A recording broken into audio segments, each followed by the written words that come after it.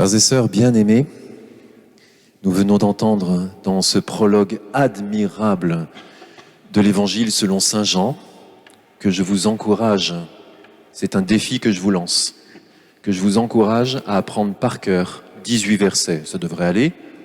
On apprend des poèmes de Hugo qui sont bien plus longs que ça. Apprenez-le par cœur parce que c'est du concentré d'évangile. C'est du concentré biblique et qui va venir transformer votre vie.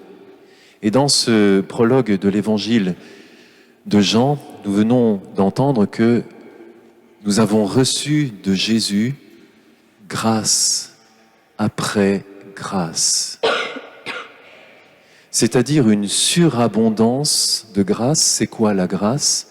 C'est l'amour gratuit de notre Dieu. Nous ne le méritons pas.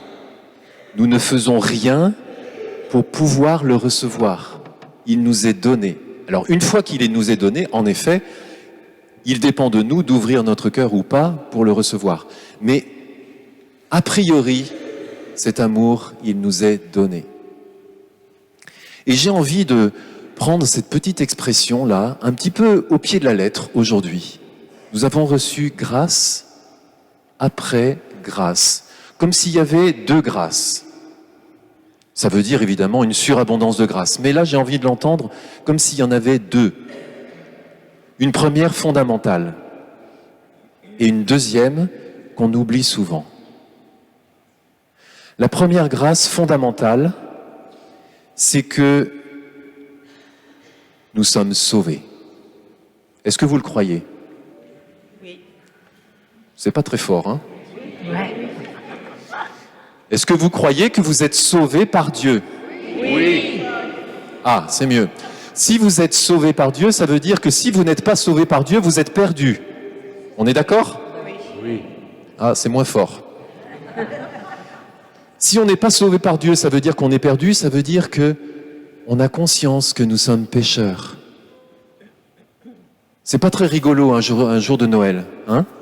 Parce qu'on voudrait regarder un petit enfant, lui faire guili guili guili, et puis se rassasier de la douceur de Noël, et c'est très bien. Mais Noël, c'est pas seulement ça.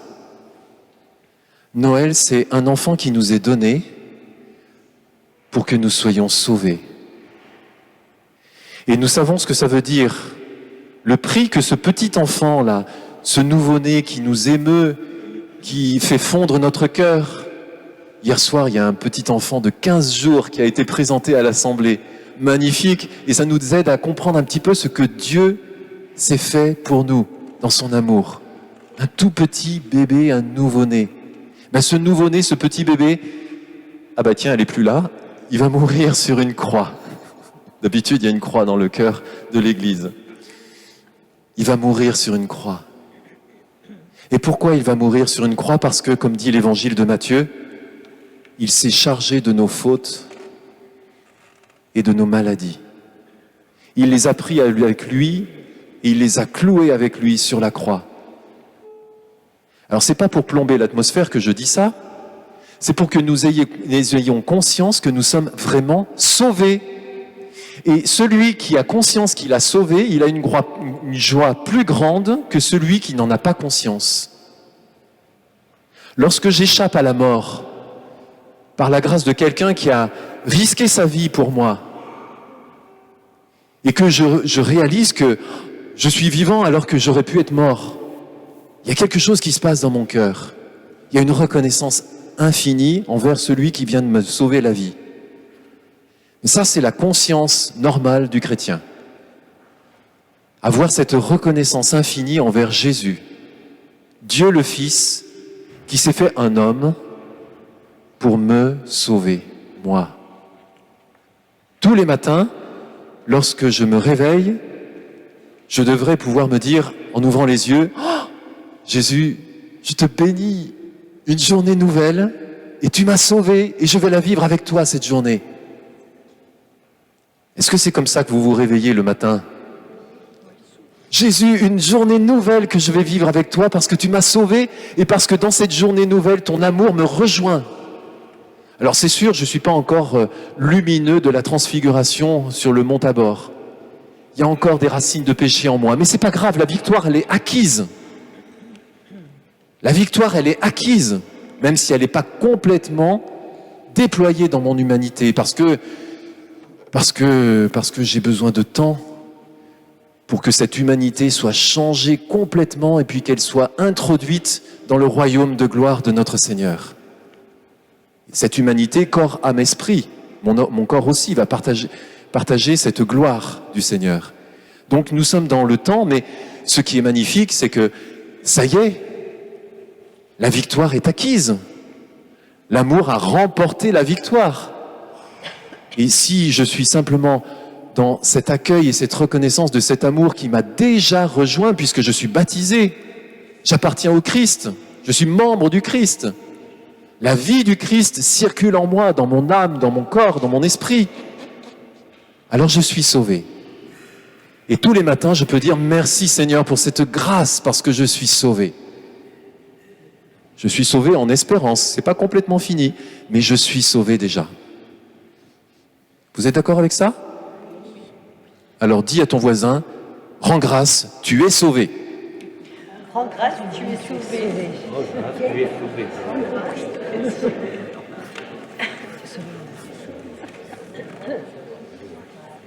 Rends grâce, tu es sauvé. Et ça, c'est la source de la joie, frères et sœurs.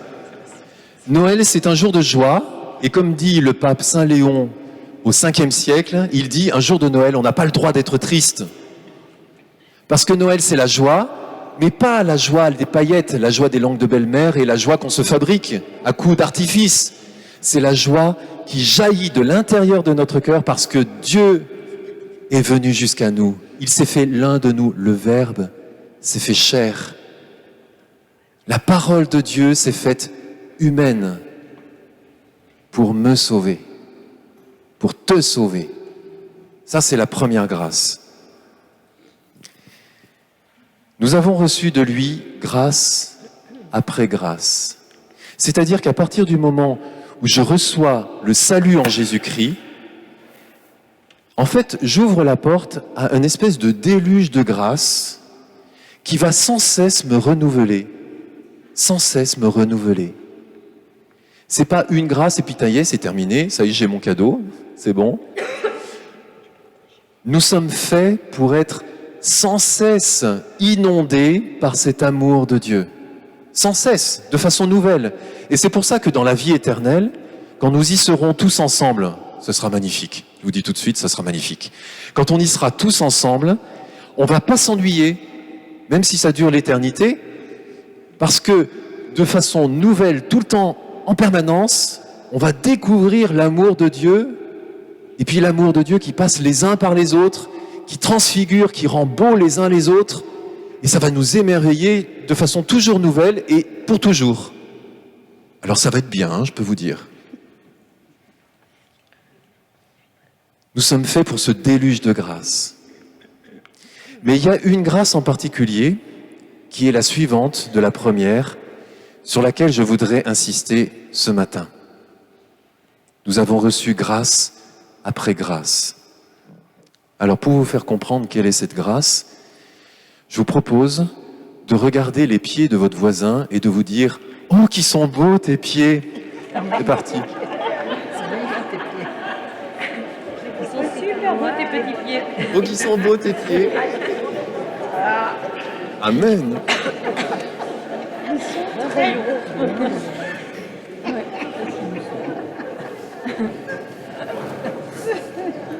Vous avez vu comme ça donne de la joie? Hein?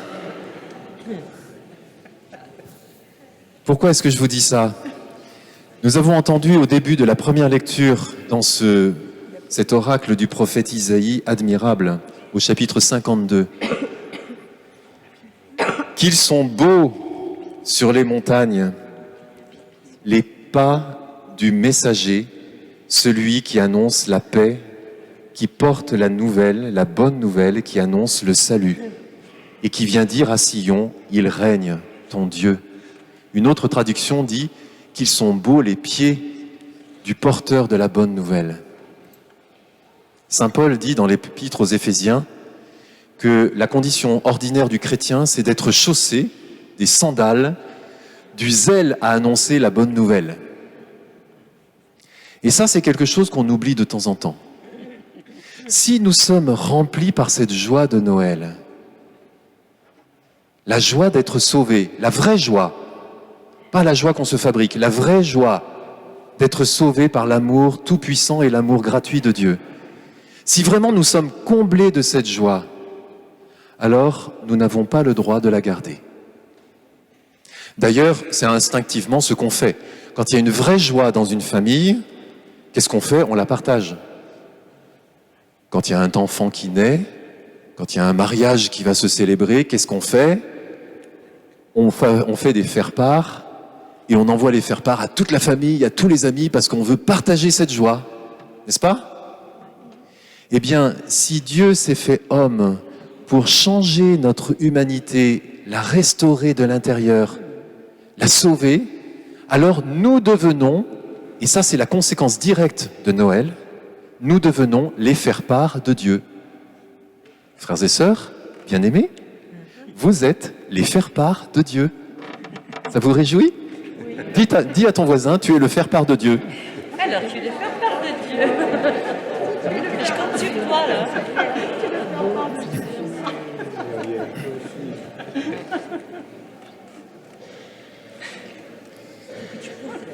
Qu'ils sont beaux sur les montagnes, les pieds du messager. Il va y avoir des montagnes à escalader. Faut pas avoir peur de cela. Jésus est né sur une montagne à Bethléem. Donc, il va falloir escalader des montagnes. Il va falloir se fatiguer un peu. Oui, c'est vrai. Moi-même, aller à la rencontre des autres que je ne connais pas pour leur dire la bonne nouvelle que Jésus les aime, ça me demande un effort. Je l'ai fait encore il y a pas très longtemps, dans les rues du Faubourg. Je suis très content parce que j'ai découvert un jeune garçon gentil comme tout, et qui m'a dit qu'il priait Odin, le dieu des Vikings, vous savez, Odin. Et avec David, on était ensemble, et puis on lui a dit, nous, on croit que Jésus, c'est Dieu fait homme, et qu'il nous aime, et qu'il nous a sauvés. Je ne sais pas ce que ça a fait dans son cœur, mais on lui a au moins annoncé la bonne nouvelle. Et aller à la rencontre de ce garçon dans le faubourg, là, sur l'avenue, pour moi, c'était comme escalader une montagne. Il y a des montagnes à escalader. Oui, il ne faut pas avoir peur de ça, parce que Dieu nous donne l'énergie pour escalader la montagne. Et puis ensuite, qu'est-ce qu'il dit? Qu'ils sont beaux sur les montagnes les pas du messager, celui qui annonce la paix. Frères et sœurs bien-aimés, un chrétien, c'est un messager de paix. Si nous ne témoignons pas dans notre vie chrétienne et à travers nos paroles et notre façon de vivre que nous souhaitons la paix aux autres, il vaut mieux revenir et se confesser un bon coup. Parce que notre Dieu est le prince de la paix. Nous sommes les disciples de celui qui est la source de la paix. Donc notre message doit être un message de paix. Y compris pour celui que je ne peux pas voir en peinture, y compris pour celui que je ne comprends pas, celui qui est à des années-lumière de ma culture, de ma façon de vivre, de ma façon de penser, de ma religion, je lui souhaite la paix. C'est fondamental, ça. Sinon, on va retomber toujours dans les mêmes trucs, les croisades, chercher à inculquer quelque chose dans la tête des gens, et puis on va nous le reprocher, et c'est insupportable aujourd'hui. Mais c'est pas l'évangile. L'évangile, c'est que celui qui est en face de moi, c'est mon frère. Il est sauvé par le Christ. Peut-être il ne le sait pas encore, mais le Christ a donné sa vie pour lui aussi. Alors il est mon frère. Alors je souhaite la paix à celui-ci. Frères et sœurs bien-aimés, soyons des messagers de paix dans ce que nous vivons, dans nos lieux de travail, dans nos familles. Dans les familles, c'est pas toujours évident, hein ? Pas toujours évident. Mais il faut à ce moment-là repartir de notre cœur, repartir de ce lieu où nous faisons l'expérience de l'amour de Dieu, d'un amour qui nous transforme, qui nous sauve. Et c'est à partir de là que peut jaillir un désir, une intention, et puis du coup une parole, des attitudes de paix, de bienveillance. Ça, c'est le maître mot, de bienveillance pour la paix. Comme ils sont beaux sur les montagnes, les messagers, les pas du messager, celui qui annonce la paix, qui porte la bonne nouvelle, qui annonce le salut et qui vient dire à Sion, il règne ton Dieu. Alors ça, c'est le grand paradoxe, et je vais terminer là-dessus. Le grand paradoxe de ce que nous avons à annoncer, c'est que notre roi, c'est ce petit enfant dans une crèche. Notre frère Jean-Luc Marie, hier soir, nous expliquait longuement, avec ses grâces particulières à lui, combien notre Dieu est un Dieu humble. Humble. Son règne est un règne d'humilité, qui respecte, qui n'impose pas, qui frappe à la porte et qui attend qu'on ouvre la porte, comme dans l'Apocalypse. Et si nous ouvrons la porte, alors il vient, il entre, et il prend le repas avec nous. Lui avec nous et nous avec lui. Le Verbe qui s'est fait chair, c'est ça aussi. Moi avec lui avec moi. Mais pour ça, il frappe à la porte et il attend que j'ouvre. Et c'est vrai pour tous les frères et sœurs qui sont autour de nous. Donc ça nécessite pour nous une immense humilité, un immense respect pour les autres aussi. Mais une immense persévérance pour annoncer quand même jusqu'au bout que le salut vient et qu'il règne notre Dieu. Première grâce, je suis sauvé par le Christ, son amour me rejoint et me transforme. Deuxième grâce, je suis le faire-part de Dieu pour faire connaître cet amour, pour que l'amour de Dieu transforme, change et transforme la vie d'autres personnes. Frères et sœurs bien-aimés, je vous annonce une grande joie. Aujourd'hui, il nous est né un sauveur. C'est le Christ et il règne dans nos cœurs. Amen. Amen.